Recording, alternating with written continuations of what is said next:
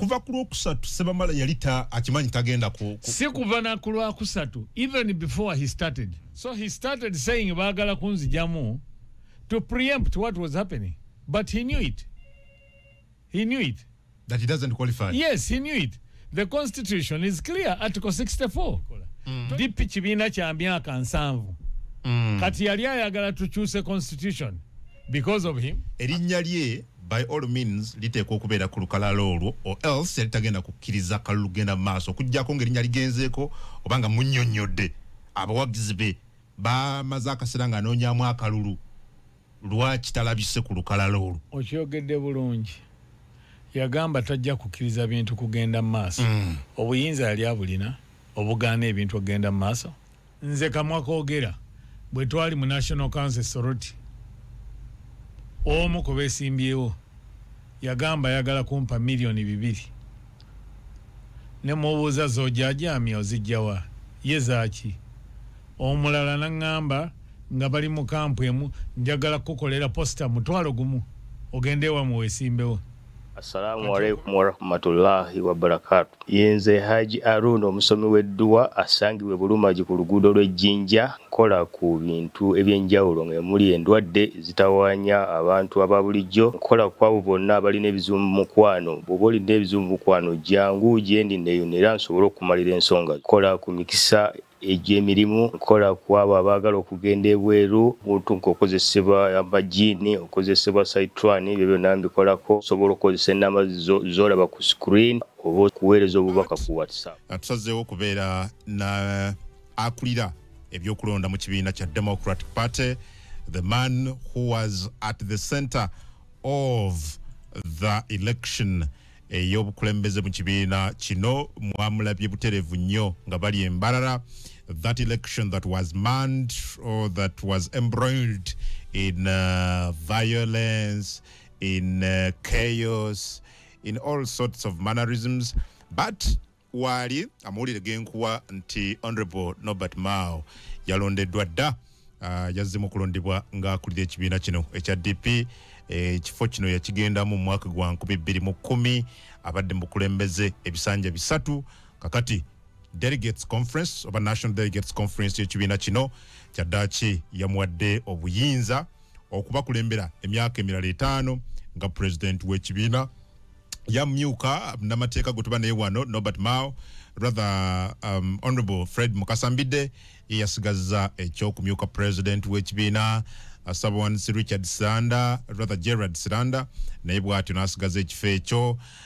Naye kikulu nti abamusi basanyufu nakati, muli Honorable Richard Ssebamala agamba nti yajiddwa mu lwokaano lwa president nga ekibiina tekigoberedde mateeka. Jjukira nti abaali bana abaali begwanyiza ekifo ky'obwa president okuli Norbert Mao kennyini, okuli Honorable Michael Lulume Bayiga, okuli Richard Ssebamala n'omusajja amanyiddwa nga Elia Alitia. Kakati bwagenda okukya ku lunaku lwa Sunday nga omukulu Richard Ssebamala awandukuluddwa nti teyalimirwa okutuukiriza obukwakkulizo bwa ssemateeka waabwe. Muli ne kali akagamba nti emyaka olina okumala emyaka 10 ng'oli active mu kibiina ekyo. Akaguwa akagambibwa okubeera nga Ssebamala yali tanaba kubeera nga akatuukiriza oba emyaka egyo teginawera. So awo wetuli naye nga bitwalabye mu DP biraga ki, bitwongera kifaananyi ki, byonna bitugenda okubeera nga tunulira. Nakyo ekyabadde mabega w'emivuyo gino nalabye mukwano gwange Fred Kayondo, omubaka wa Parliament owa Mukono South, yatimpuddwa nga bwe twalaba ku lunaku lw'Essande. Eŋŋuumi ezamutimpulwa mu matu n'ewalala, aba security abayitirivu be twalaba. Then twalabyeko boxes zakwatiddwa ne ziddusibwa okuva mu kifo Delegates Conference eno we yali for the first 3 or 2 days. Nga tulate bagitwala Mwami Kennedy Mutenyo ono yalangirira mu hoteli gye yasinzidde okulangirira ebyafudde mu kulonda. But ebuuzo ebyo byonna bingi, ekirungi wali ajja kubeera nga abyanukula. But kkiriza Mwami Kennedy Mutenyo asooke akulamuseeko tubeere nga tutandika buterevu nnyo olunaku olwaleero. Si butukwaniriza ku Radio 4, Radio 7 ne Radio 8 Masaka. Sanyuse nnyo okubeera wano. Abawuliza banansonyiwa lino seddoboozi lyange naye oba empewo gye mbaddemu ate mbalala abadde annyogoga nnyo.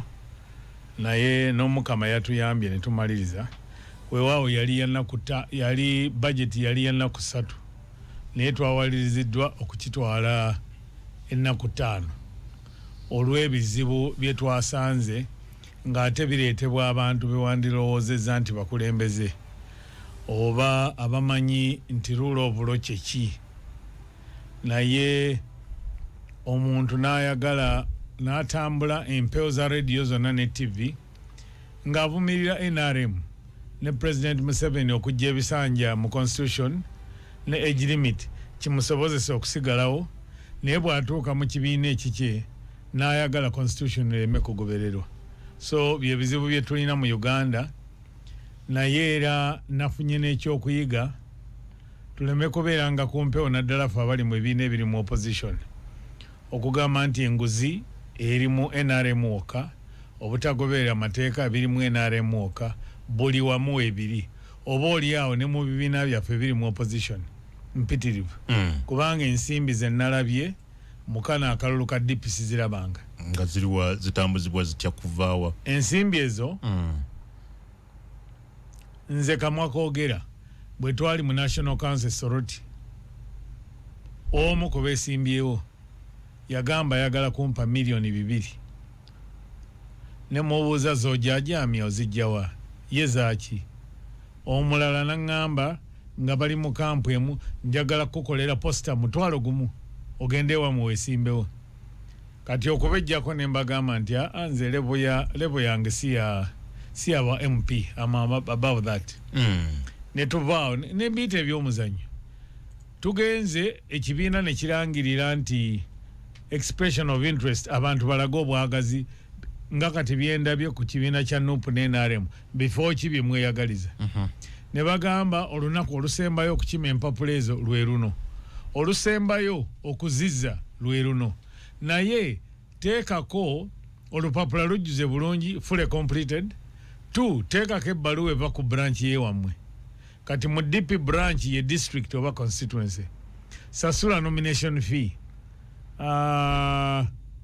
n'ebirala kaakati ng'ekifo tutunula constitution kino ekifo ekigamba ki waliwo ebifo mu kawaayiro namba 64 aka constitution ya DP kagamba nti ekifo kya president vice president chairman ndoza ne vice chairman national vice chair muteekwa okubanga omaze emyaka 10 ng'oli active mu kibiina oba emyaka 5 ng'oli national council member kati member wa national council yoyo eyali yesimbyewo ku bwa parliament oba oliawo yayitamu oba nedda gye bayita parliamentary caucus group oba ng'oli district chairman oba ng'oli mukulembeze w'abakyala oba ow'abavubuka ebyo byombi bw'oba tobirina osaba kye bayita waiver nti kino nyinza okiyitako era nga 2016 Peter Okoti ali mu parliament yaweebwa waiver 22 Richard Sebamala yaweebwa waiver kubanga n'ebifo ebyo wali oteekwa okuba nga olina emyaka gy'omaze mu kibiina actively kati bwe baba nga bakuwa bamuwa waiver okwesimbawo n'ekifo kiri kyabaddemu kubanga yabadde deputy secretary owa diaspora and international relations so bweba ne mu foomu ye fayiro ye yennyini gye nasoma obulungi mulimu nti mu 2022 bampa waiver that alone tells you nti 10 tegisobola kuwera second emyaka 10 wanditandise ogibalira 2025 2015 ebiseera ebyo twalina Masaka ennene nga mbidde Fred 2005 ye chairman wa DP kye yali alina okukola kwe kukwata obujulizi n'abuteeka mu fayiro nti gino gy'emyaka naye okukyogera obwogezi oba okugamba nti nasanga wali Adamu wa DP ne muwaye 12 that doesn't make you active era kiba kikyamu nga bwenjogedde n'ovumirira NRM nti yakyusa ekkomo yajjako ekkomo ku myaka yajjawo ne ejilimi manya n'ebisanje then gwe bwe kikutuukako mu kibiina ekikyo n'otaagala kikole vice president waffe national Dennis Mukasambidde Embale mu 2010 yayagala owa vice president ekifo ekyo mwalimu ne bamugamba emyaka gyo tegifiitinga. That is how he became the National League Advisor. Kuchiri n'avaayo. Kati ono kyeyandisoosezza ate kyeyasembyayo. Then n'ayagala akozesa ekifuba. Okay, tujja kujjaawo Mwami Kennedy Mutenyo. Kati bwentyo byembadde njagala ntandikireko. What weesaze okutandika? Yeah, but tutandikire ku amaloboozi agaasoosa okuvaayo gye wabadde aga nti because sabadde but nabadde ngoberera babadde balina okulonda ndooza amateeka agambwe gagamba ag'ekibiina that but delegates bano bwe batuula balonda ani agenda okukubiriza okulonda bwe kiri etteeka ligamba nti immediately ng'okulonda tekunnatandika delegates conference eronda omuntu anaakubiriza okulonda. Okay, so we had go over there nti ba delegates ba initially baasose kugaana. Is this true? It is not true kubanga omanye ebintu bino tebitandise kati. So mu delegates conference bwe tubeeramu yafuna erina agenda yaayo. Agenda bagiweereza abakulu, bagiweereza ba members, ba delegates over 1 month earlier. So ne tutuuka meeting netandika.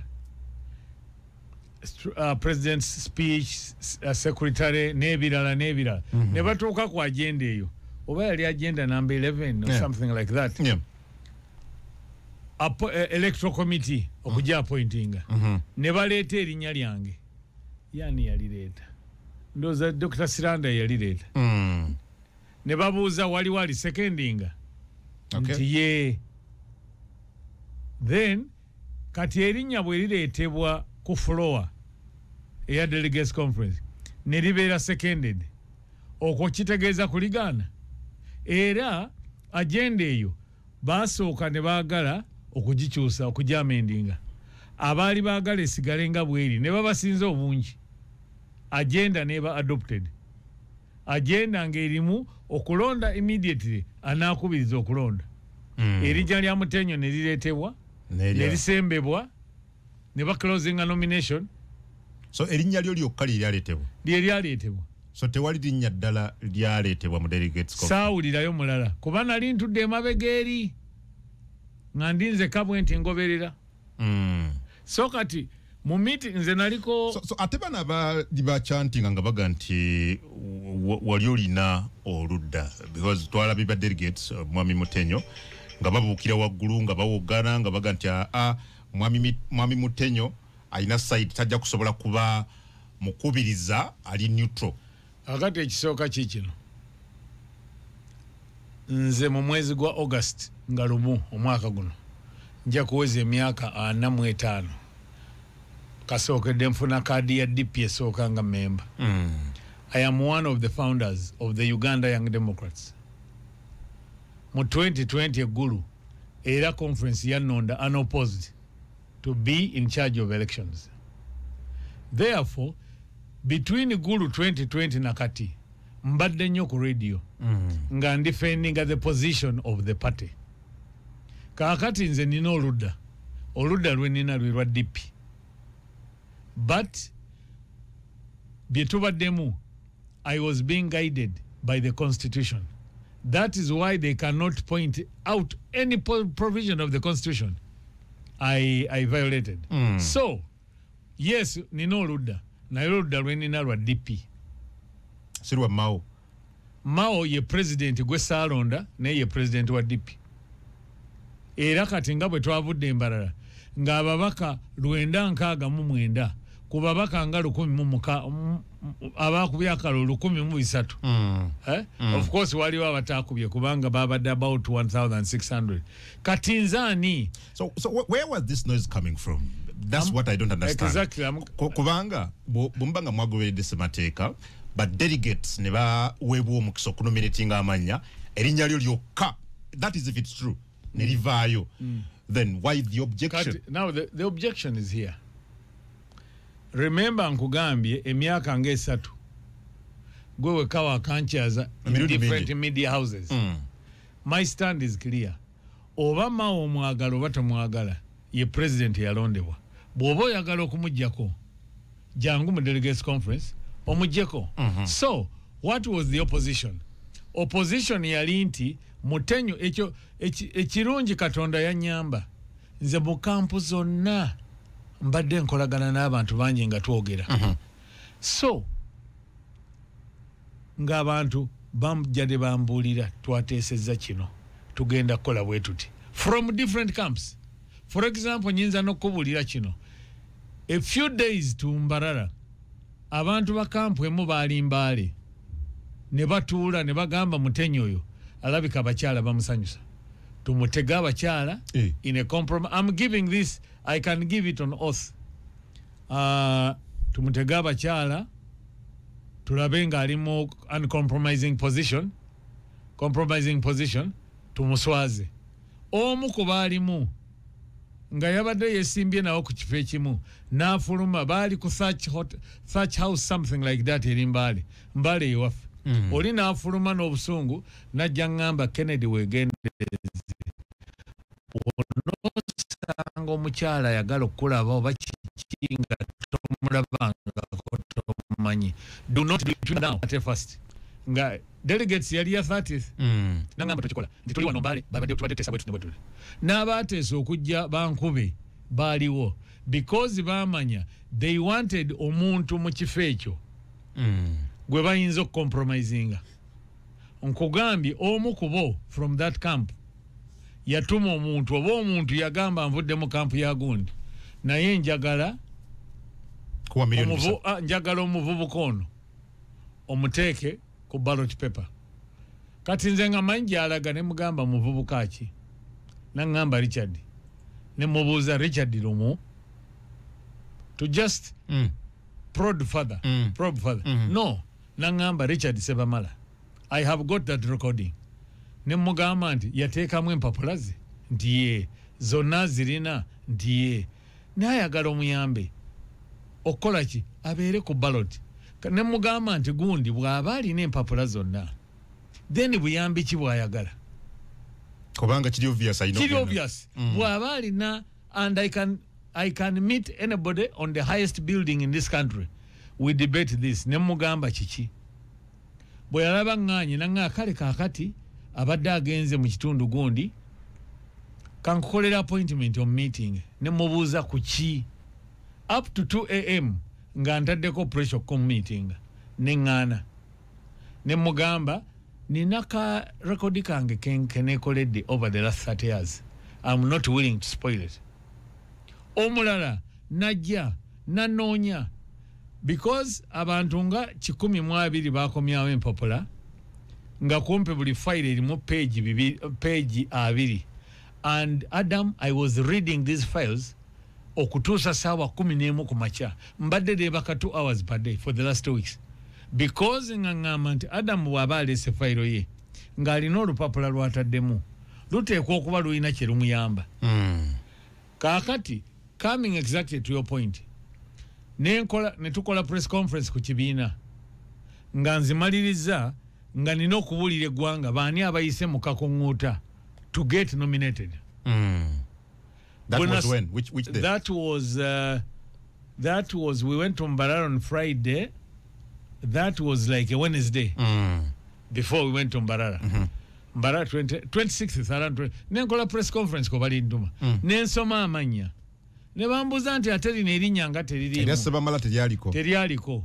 Kubanga to correct the picture abayagala okwesimba kuba president ne bakima empapula baali 5. Julius Dumba ava mu Lubaga omumanyi munnamawulire abasigadde benjogeddeko. Kaakati ne mbagamba bannange tameetinze requirements tataddemu evidence nti tasobola. So kuva ku Lwokusatu Sebamala yali akimanyi tagenda si kuva na ku Lwokusatu even before he started. Well Mwami Mutenyo nga tetuneeyongerayo because njagala okutegeerera ddala wabadde osomera olukalala Sebamala nga taliiko but waliwo mbuzza wano nti omukulu gwe bayita Henry Sempebwa Kigonya omumanyi. Henry Sempebwa Kigonya nyinza okuba manyi face naye nga tosobola erinnya lyavuddeyo ko mu mwabadde mu delegates conference nga ba district leaders bamwetaaga okubeera nga yaba steering a process. Kakati kiri bwe kiti ekibuuzo ekyo bw'okibuuza nina kyenfuna nti olunaku luli olwasooka day one lwakuna lwakutaano lwakutaano so olwokutaano bwe lutuuka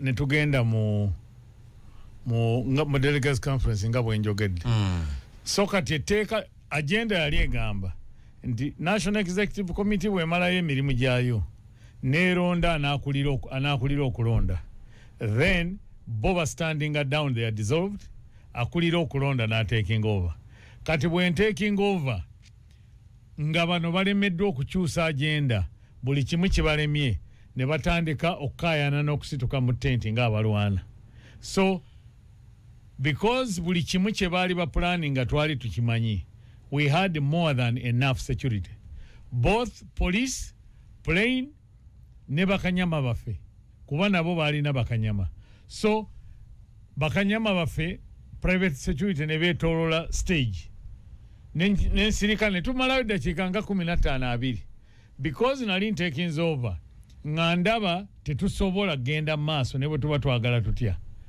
nenyimirira nenkwata omuzindaalo neŋŋamba nze ngaalondeddwa okukubiriza okulonda eno meeting njagyaninze okutuusa enkya ku makya so mba nkyebase because twava ku hotel ogenda mu ruumu zaffe abamu ng'ebula eddakiika nga 15 okwera saa 12 nakugambye nga nnyingira nti maze ennaku 2 seebaka so amasimu ne gatandika okujja gwe abantu bali wano bakuwambye bakoze ekikati what these people did group eyali ekulemberwa Sebamala ne boorganizing abantu nti mijje waliwo meeting ne baagala to use unconstitutional means okuwamba obukulembeze era nze kye nakola so sempe bw'agiramu wa anti kuleetera bw'abanga y'oyo so sentebe wa district y'Ebuyiko I think anti nkuleetera so kati nze neŋŋamba abantu bannange tetunnatandika lukiiko what we agreed nga bwe tubadde tukola buli lunaku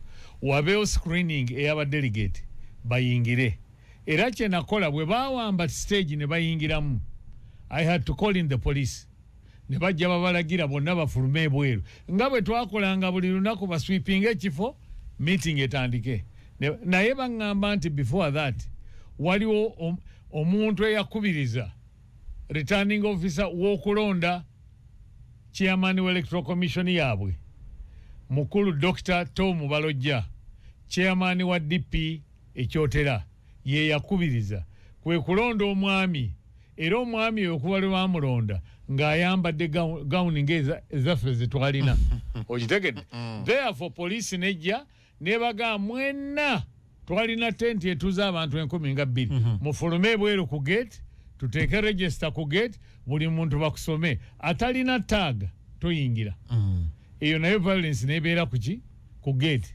eventually ne bayingira kati bali oba yoyo omwami ne banne tebadda ne babeera muli ne batuula kati bo mu luzungu kye wandiise it was a failed coup because they wanted to use unconstitutional means baali bagezaako kuwamba buyinza obwange nga I normally make fun neŋŋamba nze chairman ow'obuyinza ate amanyi okubukozesa bwe mbagamba so era omwami oyo yamala time nga y'omu ku batabula olukiiko shouting doing everything naye ng'ayambadde gandula ne baŋŋa nti oyo gwe balonze okay nga Sebamala yamuli emabega yali mu kampu yali ewagira Sebamala anti ogenda nti ng'awagirwa Sebamala kye ŋŋamba mukulu Sebamala is on record saying nja kubeera part of this election oba mwagala oba temwagala we shall get there because I have him on record yeah so kati abantu kampu zaaliwo 2 manya zaaliwo 3 I can commend Dr. Lulume kampu ye never came with violence by the way ne meeting ezimwe za violence that information we got beforehand okitegedde Alitia teyalina bantu okujjako Alitia nga waliwo ebitamusanyusanga ng'omulaba asituka n'ajuwinga n'akola ki naye abantu abasomba abantu abataali ba delegate nga bo si ba delegate nga baagala baatuuka mukulu Adamu baatuuka n'okufojinga taaga ne tuzijjawo ne tugamba kati list y'abadelegate eri mu computer nga laptop ereetebwa ku gate ne tusoma direct n'osanga kuba olutalo luno lwava mabega nga beetegekera abantu baatuulanga mu Lubaga South gyembeera waliwo abaami baatuula ne beeronda ng'ate constitution egamba district chairman must be aware so nga batuuka ne baleeta list wali naye chairman n'agamba abo sibamanyiiko so kati kyova olaba abamu bagamba mbu babajja mu nkalala because bo bwe bakola okulonda okwabo okuli unconstitutional balowooza that was enough. Okay. So kumajja kusanda ovaayo otusomera list yabo ku kifo ky'obukulembeze bwe kibiina nga Sebamala taliiko lwaki yagibwako? Sebamala teyagibwako. Sebamala mukwano gwange teyalabikira ku listi kubanga teyatuukiriza bisaanyizo. So kye kyamutwala embarara? Yamanyi yayinza okuddamu. Maybe yagenda ng'omuntu omulala ng'agenze kulonda? Yali akkirizibwa okulonda in that he was Sebamala as a member of the National Executive Committee yavuddeko yali akkirizibwa okwattendinga in that right he was. Okay.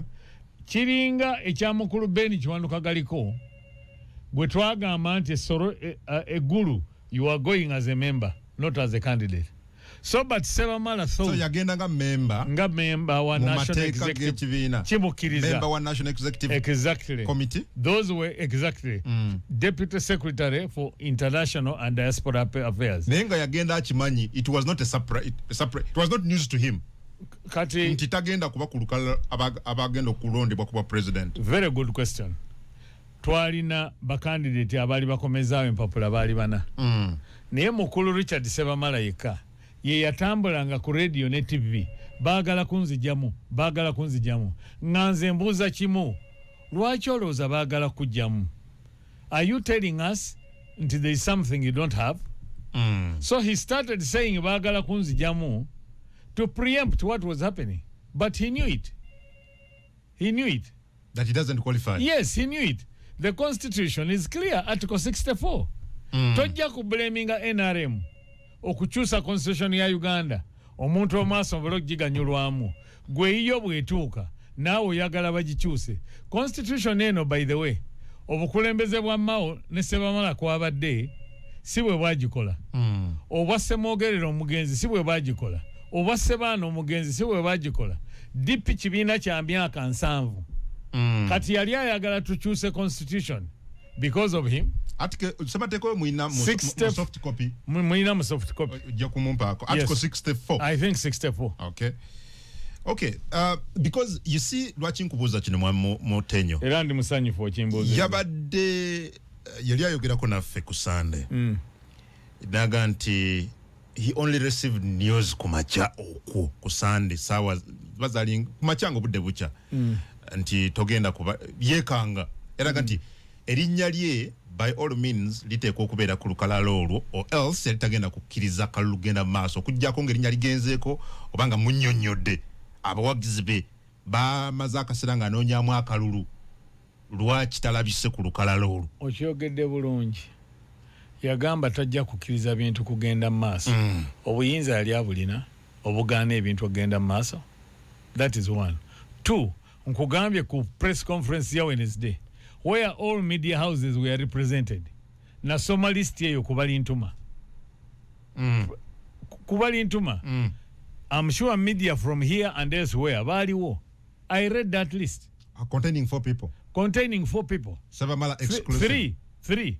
Because Julius Dumba never returned forms. Okay. Aba returning forms bali bana. So you had read the names on Wednesday? I had read the names on Wednesday in Kampala. 2. Dala Adamu Kungu bwoba oyagala kubeera presidential candidate w'ekibiina constitution yayo togisoma kakati bwoba wagisoma do you need to be told kangambe one day nali nkolera mu shops Article 4 egamba etya qualification term yeyo and election to party office Okay? 64A. A person shall qualify to be elected. 1. National chairman, president or vice president of the party, if he has been an active member of the party for at least 10 years or a member of the National Council for at least 5 years. Yeah. Kati mu file gye yaleeta ku kitebe mulimu nti in 2020 yafuna waiver. Kati wosoma party eziddako endala zikugamba n'okubeera member wa parliament ku tiketi ya DP oteekwa okubanga olina at least 5 years. He was a civil servant. And the laws of Uganda zigamba when if a civil servant gets an elective post in a political party and is taken to court on conviction asibibwa not less than 1 year. Kati bwa resigninga kubanga eyali chairman wa DP mu biseera ebyo Masaka district Fred Mukasambidde akugamba nti waliwo omuyambi wa Haji Mbabali eyamuleetera Sebamala n'amugamba omuvubuka ono ayagala kuyingira kibiina. That is how yafuna waiver okwesimbawo kuba president manya wa MP mu 2020. Kati bw'oba tewayina waiver 2020 wafuna waiver 2020 to now is 5 years. Gundi ekugambye 10 years. Alina kopi gy'ayinza okutulaga eya document yonna gye yateeka ku fayiro ye eraga nti wa myaka 10. So lwaki temwamuwa waiver this time around? Yagisaba omuntu teyagisaba. N'olwekyo ate njagala ng'abantu tuyinza okusobya oba ne tutategeera kintu, naye saagala nnyo kwogera bintu bingi ku muganda waffe Sebamala because he's my member of parliament for Bukoto Central. Ayinza okwagala okuddamu okwesimbawo. The issue is, what does rule of law mean? Bw'obanga bakusabye leeta kino n'otokireeta ogamba oba baagala kati oyogedde bulungi ogambye mwina interview we yagambira sijja kukkiriza. Therefore butakkiriza yakola ki? Kwe kuba nga waliwo abantu abaali balwanirira kozi ye nga baagala kukozesa unconstitutional means. That is all. So at the end of the day tuleme kutuula wano tulowooze nti NRM ekola ebintu ebikyamu nti NRM ekola kino tegoberera mateeka, then bwe kituuka ewuwo naawe okolere eddala ekyo ky'ovumirira NRM. Etteeka liba tteeka, democracy eba democracy. Tewali democracy w'abazungu, tewali democracy w'aba Uganda. Democracy is universal. Okay. So at the end of the day nze nandirowoozezza siganye ayina eddembe eryokulaba nti alwanirira eddembe lye, era DP yatondebwawo kulwanirira human rights z'abantu. Naye teyatondebwawo nti bw'oba olina ensimbi nnyingi oba bw'oba olina ekifuba oba olina ekiwago kinene n'olwekyo ebibyo bwe bikola bwe biba bimenya amateeka oba nedda. Okay. So to me, I have been threatened. People called me threatening my life. And I said, my father died because of UPC politics. I am willing to meet him. But I can never be intimidated by a human being. Kubanze nzikiriza nti Katonda buli ekingwako yakiteekawo. So bw'ojja n'olowooza nti ojja kuntiisatiisa. Meetings zituule mbuba musiba abakazi ebifaananyi ebiri mu compromising situation. Abantu ne bajja n'akugamba nvudde mu kampu ya gundi. Era mbadde nkubuulira ekintu ekyo nti bwe nakola press conference eyo era nayogera ne ŋŋamba nti gwe saatudde erinnya bw'onoogenda mu maaso oba abantu ne bajja nga bagamba bavuddewo, I will expose you. Interestingly, after I made that statement live, I never received any harassment. Omuntu omulala mukozi wa government yali ayina ekifo ky'ayagala. Kati mba mbuuliriza kubanga nabuulirizanga ku bantu bangi. Oli naŋŋamba oyo ayina ekitongole kya government mwakola. Ne nga nti okay. Kati interestingly the next day nensanga message ku WhatsApp yange from that gentleman. Naŋŋamba Elda njagala kulaba. Webale emirimu. Okay. I had already got his number. Nene nefuula atajimanyi kuba nange nayitako mu ssomero. Ne mugamba ye yani ono. Okay. I'm at your disposal. Nanga nze gundi. Njagala kumanya ekibiina stand yakyo ku civil servant. Erichi. Ne mugamba bino sijja byogerera ku simu. Njagala ojje ku balintu mencha. Omwami yo najja. Ne tutuula babiri ebbali. Ku lubalaza. Okay. Nabimpiti ne mugamba nti atobuuza nti bw'obeera civil servant. Soko okkirize nti oli civil servant. N'agamba yes I am. Ne mugamba ne musomere etteeka ne olaba kirigamba. N'agamba eryo lya Uganda. Naye ne DP byegoberera. Ne mubuuza DP eri mu Kenya oba eri mu Uganda. Ne mugana olw'ekyo kiraba nti omuntu yenna atakwagaliza ayinza okukozesa ekintu kino nti ofunye ekifo kino ne bakuwaabira mu kooti. Therefore I'm not going to provide evidence to those who want to sue you. Teyakomaawo ng'agenda n'aŋŋamba nti naye sigeza ne mbuulira omuntu yenna nti he has met me. I kept my side of the bargain. Naye yavaawo n'agenda meeting omuntu gwe yali yeesimbyewo naye ng'omuntu oyo lawyer ate nakkiriza n'aconfessing nti civil servant. Kati nze omugenzi Solomon Mutenyo kitange yantwalira ki mu ssomero bwe mba sisobola kuinterpretinga kintu. So on the basis of that ne mugamba you are off. Toliimu ovuddemu. Therefore ekintu ekyajjangamu abantu kubanga Adono nnyo njagala kuzanyira eddoboozi lya Ssebamala bwe yali ng'ayogerako naffe ku lunaku olwennyini akavuyo kaapererawo. Fred Kandalyo kakubiwe eŋŋoomi ku mutwe. Wuliriza ebigambo bino. BSTV the Eagle twagala okumanya wajibwa ku list olunaku olw'eggulo okuba nti tovuganya ku bwa ssentebe ekyo kikulese mu mbeera ki? Okusookera ddala obukulembeze bwa Mao tebulina kye bugenda agatta ku kibiina naye simanyi lwaki banzigyeko. Tusuubira nti nno tugenda kubuuza mukulu Mutenyo lwaki yatujje ku bukulembeze oba lwaki tayagala tukulembere. Tusuubira nti nno sinze nzeke yajeddwako waliwo gwe bayita Kawere Vincent yabadde for Greater MPG, waliwo gwe bayita Zuwa Charles yabadde avayinga for Vice President of the National Vice President against Mukasambidde, waliwo Mujambula Greater MPG, waliwo gwe bayita Magwa yabadde wa Greater MPG, waliwo gwe bayita Serugo Simon yabadde aga Deputy Secretary General, waliwo Pascal Ogwal for the Elderly ava Lango yabadde yaleeta empapula ze naye ne bazigaana buganyi ng'ate amaze okusasula. So ekintu kino tekiri ku nze nzekka, kiri ku bantu ab'enjawulo. Abantu bangi nnyo abagiddwako tebagoberedde constitution ya Democratic Party. N'okulonda kuno nako tekuli mu mateeka kubanga ffe omuntu akubiriza okulonda Delegates Conference yemulonda era kiri mu article 65 ya constitution yaffe. Naye leero actually kyebakoze kwe ku appointing obu appointiza omuntu akubiriza okulonda. Tebakkiriza abantu bano kwerondera bantu baabwe.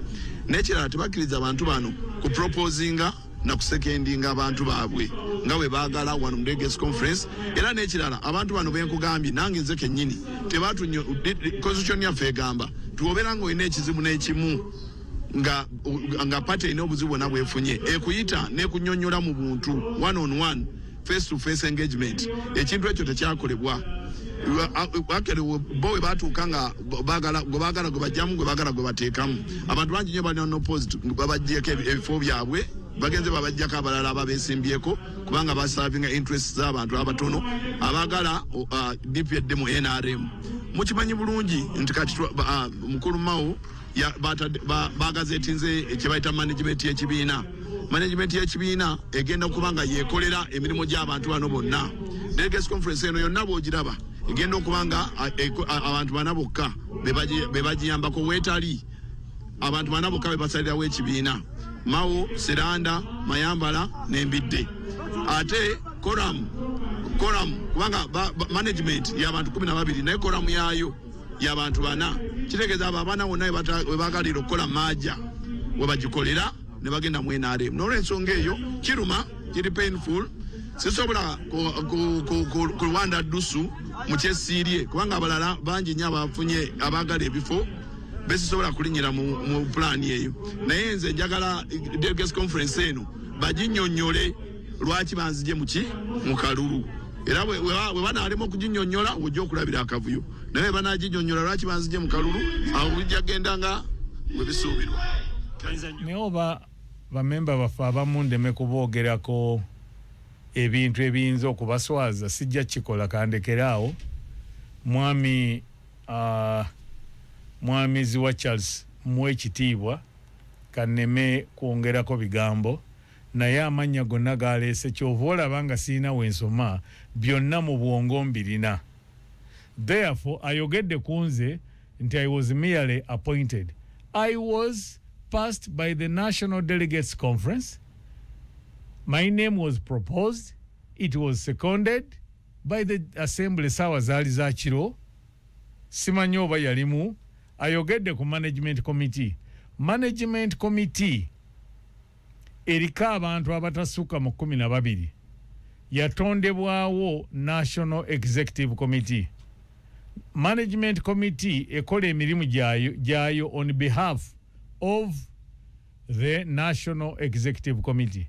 National Executive Committee eriko abantu 54. Abantu 54 from all over Uganda. Kampe ekyokulabirako kati omuntu akikirira abakozi deputy mukyala ayitibwa Aisha Kagwa Tibaroha aruga ava Fort Portal. Waliwo mwami Basibara ava mu Rwenzori region. Waliwo Zubairi ava West Nile. You cannot have those people managing the party on a daily basis. Therefore, National Executive Committee netondawo Management Committee. Management Committee ebeerako abantu 12. Mu constitution ya DP quorum ya meeting yonna is a third. Kati Semamala is an engineer and therefore he understands mathematics very well. A third of 12 is 4. So tobuuza lwaki banna bayinza okusalawo banna ye quorum.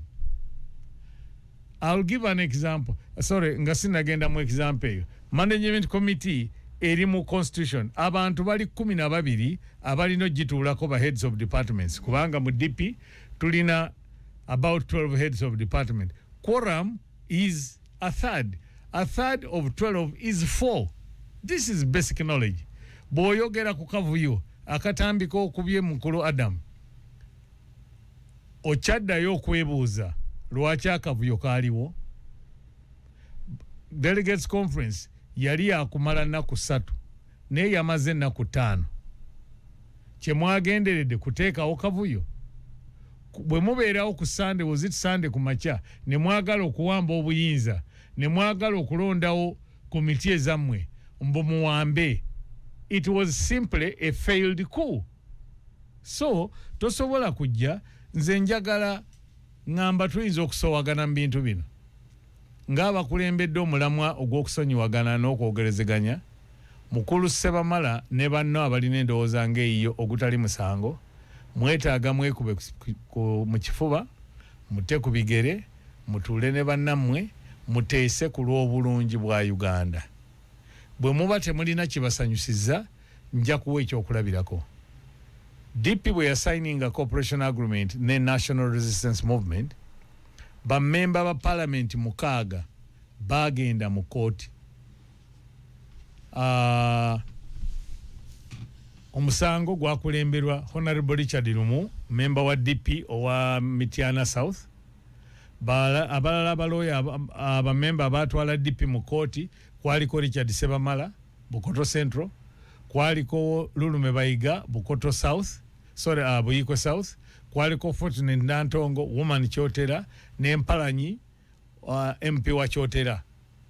Naye kwabo bonna batwala ekibiina mu kooti. Mpalanyi ne Fortunate begase ku NUP. Omusango guli mu Constitutional Court gulinda ruling yokka. Naye ebbanga lye twamalanga tugenda mu kooti no emirundi egyasuuka 10 okutandikira wa registrar, none of those people ever came to court okuprosecuting omusango gwabwe n'okuwa moral support eri lawyer waabwe. Kubanga lawyer waabwe abadde ono omwami owa UPC yani Peter Sel Walubiri yabadde lawyer waabwe naye tebaalinyayo. Therefore baddembe okwekubira enduulu wonna we baagala. Abantu ba DP abamu balinga Bannakenya kubanga Bannakenya basiiba mu kooti bawaaba kooti buli kimu. But that is a human. Njagala n'okwebaza mukulu Sebamala ne banne kubanga basalawo balwanire mu DP naye lwana olutalo olutuufu. Era njagala okutwala omukisa guno n'okwebaza Honorable Philip Lulume Bayiga ne abadde Vice President waffe for Northern Uganda Elia Alitia nti ne ku mukolo ogw'okulangirira ebivudde mu kulonda baabaddewo.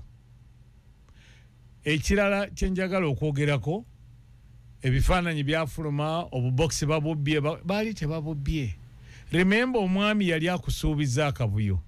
Kati bwe tutandika okubala tetwabala ne tulaga nti obuno waliwo awangudde kubanga mu kabokisi ffe twasooka enkola yaffe yali nti ogulawo akabokisi kalimu bakandidati nga basatu obululu bwabwe n'obwawula obwa Kennedy bwe buliwa obwa Adam bwe buliwa obwa Sebamala bwe buliwa.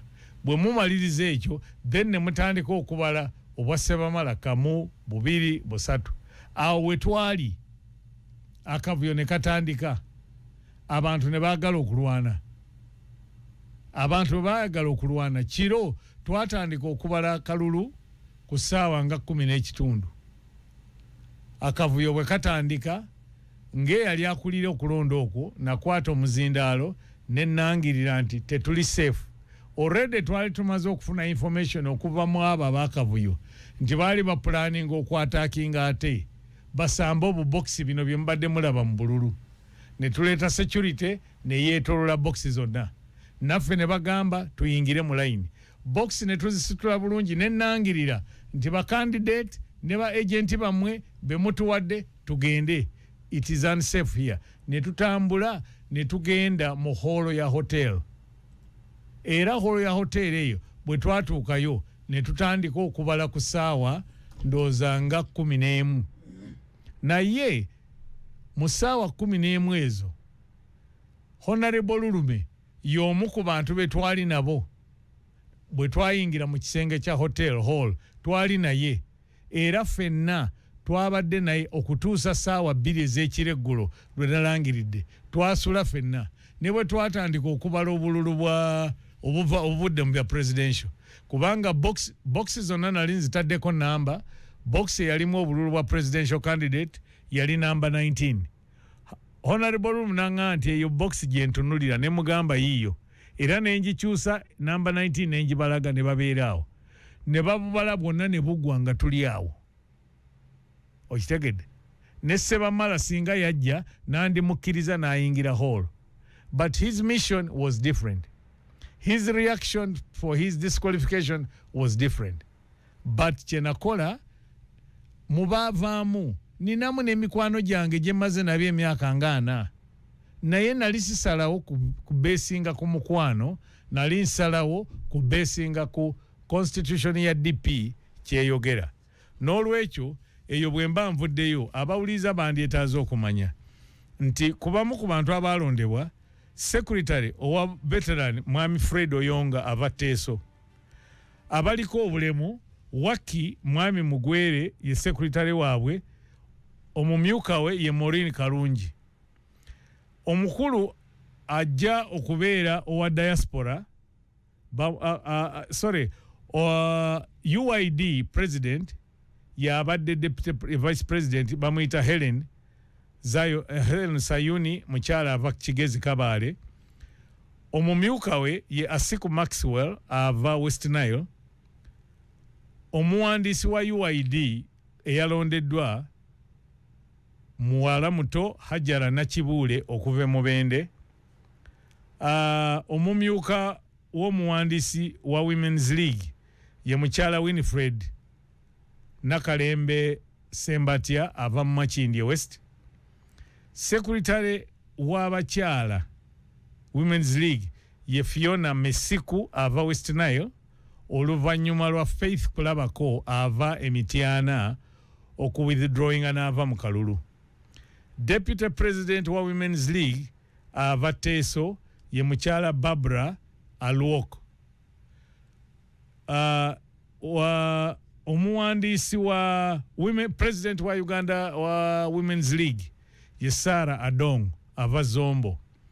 Omutesitesi w'ekibiina kati yasigaddeko nga tavuganyiziddwa ye Herbert Rutagwera. Eyali agenda okumuvuganya teyasasula nomination fee. Herbert Rutagwera ava Kigezi. National Publicity Secretary akola ku byamawulire n'empuliziganya ye Okoler Opio Lo Amanu.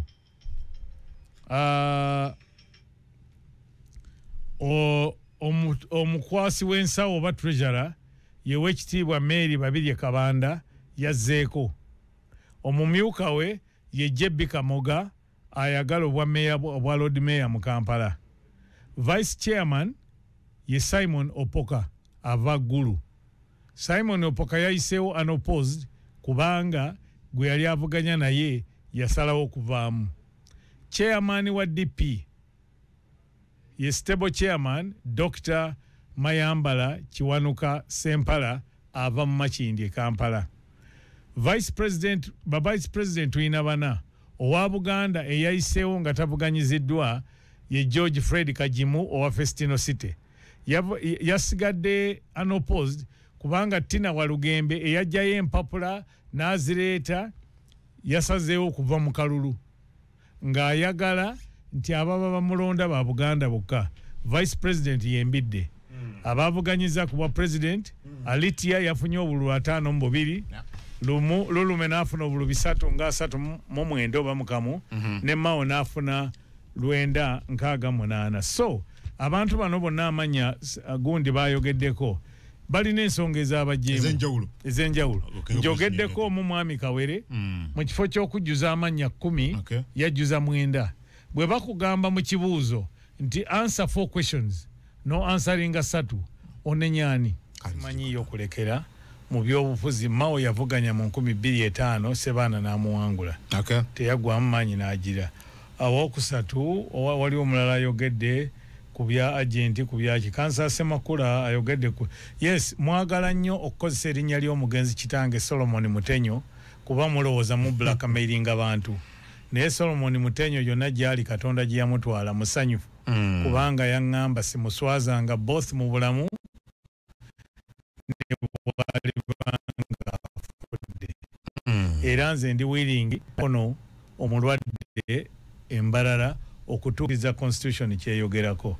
So nsembya kino nti ebina byofuzi jagategeragane birina kubeera na ndowooza za njawulo. Kyova olaba nti DP kyekibiina kyokka ekyakavaayo ne bakandidate abadde baagala entebe enkulu 5 mbuliraayo ekibiina ekirala. Finally kansala wantegedde bubi. Kavule tuleme kulowooza nti oli bw'ayogera Kavule ayogera ku NUP nedda. Kavule kyalo ng'ogenda wali bwayise bano we bakuŋŋaanira. Abantu embala mukulu kangole n'eno statement. Ebintu ebyabaddewo embalala tebyabadde byabufuzi bya DP byokka. Byabadde byabufuzi eby'ebibiina ebirala. Nina ekifaananyi ku simu yange ngenda kiwereza. Mwami Moses Matovu gw'omanyi atali wa Afrigo ow'ekibiina ekimu ng'ayambadde t-shirt ya Sebamala abadde ku mikutu ng'awagira. Waliwo abamu abafunye obuwagizi okuva mu bakulembeze mu NRM. Naye mbasaba tuzanye ebyobufuzi ebirungi, tuseŋŋanamu ekitiibwa, tuwuliziganye, twogerezeganye, tulabe nti bwe tutuusa ekiseera okukyusa obukulembeze mu Uganda tubukole mu mirembe. Tukweza Mwami Kenneth Mutenyo. Adam Kungu gange tugenda koma wano program gw'ensonga bwete bwekomekerezeddwa tugenze nze ne Mwami Kenneth Mutenyo.